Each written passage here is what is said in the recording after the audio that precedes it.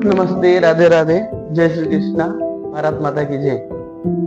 आइए आज हम देखते हैं क्रिया विशेषण, जो कि बोर्ड एग्जाम में आने वाली है ना।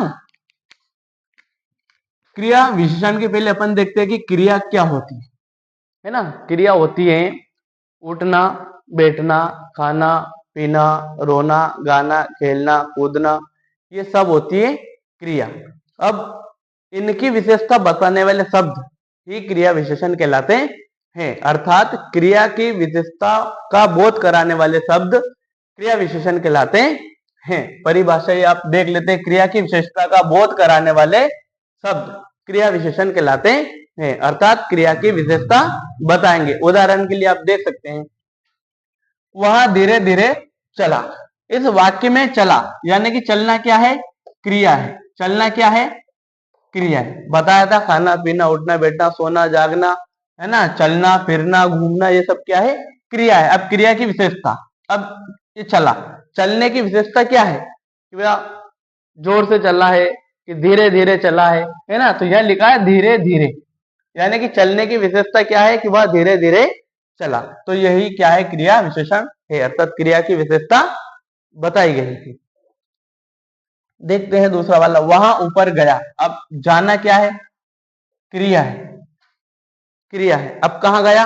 ऊपर गया, ये इसकी क्या है? विशेषता है।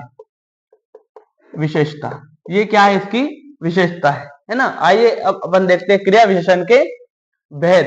तो क्रिया विशेषण चार प्रकार के होते हैं। क्रिया विशेषण चार प्रकार के होते हैं। देखते हैं, कालवाचक, स्थानवाचक, रीतिवाचक और परिणामवाचक।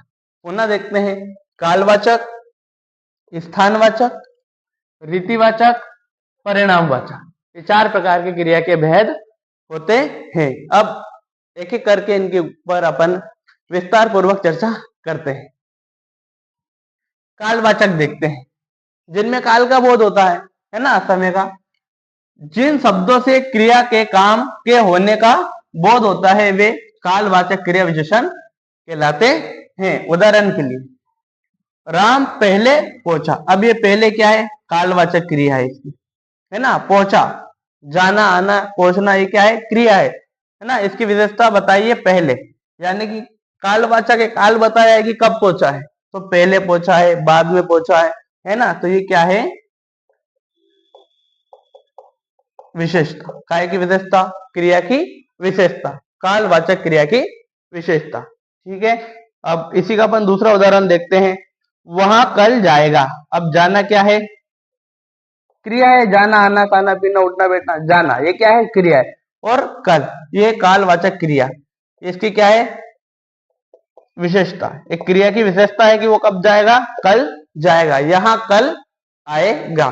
ठीक है। अब अगली अपन देखते हैं स्थानवाचक क्रिया। हेलो, तुम्हारा ध्यान किधर है? तुम्हारा मार्था इधर है, इधर देखिए। दूसरे नंबर पे अपन देखेंगे स्थानवाचक क्रिया, जिसमें स्थान का बोध कराया जाता है।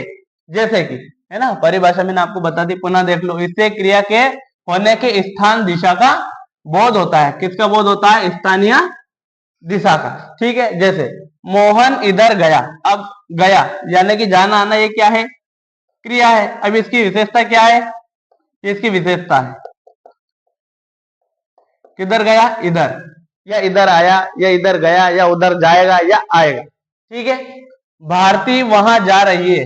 जाना क्या है? क्रिया है। कहां जा रही है? वहां जा रही है। काहे का बोध हुआ? स्थान का। स्थान का बोध हुआ ना, वहां जा रही है, यहां आ रही है, जाएगी आएगी। ठीक है। दूसरा हम देखते हैं तीसरे नंबर पे रीतिवाचक क्रिया। इसमें रीति या ढंग का बोध होता है।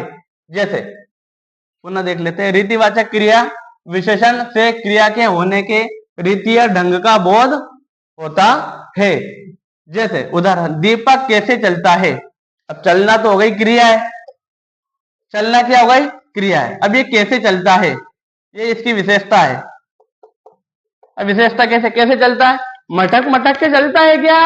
हाँ, वैसे ही। ये क्या है? ये ढंग है ना। कैसे चल रही है? देख तो रहे, इसमें ढंग ही नहीं है। ये मटक मटक के चल रही है यार, ये इसमें ढंग नहीं है यार, है ना। तो ये ढंग का ही बोध हुआ यार। आया समझ में? ठीक है। दूसरा देख लो, उसने रोते रोते कहा। मजाक में ले रहे हो? ठीक, चलो अब देखते हैं परिणामवाचक।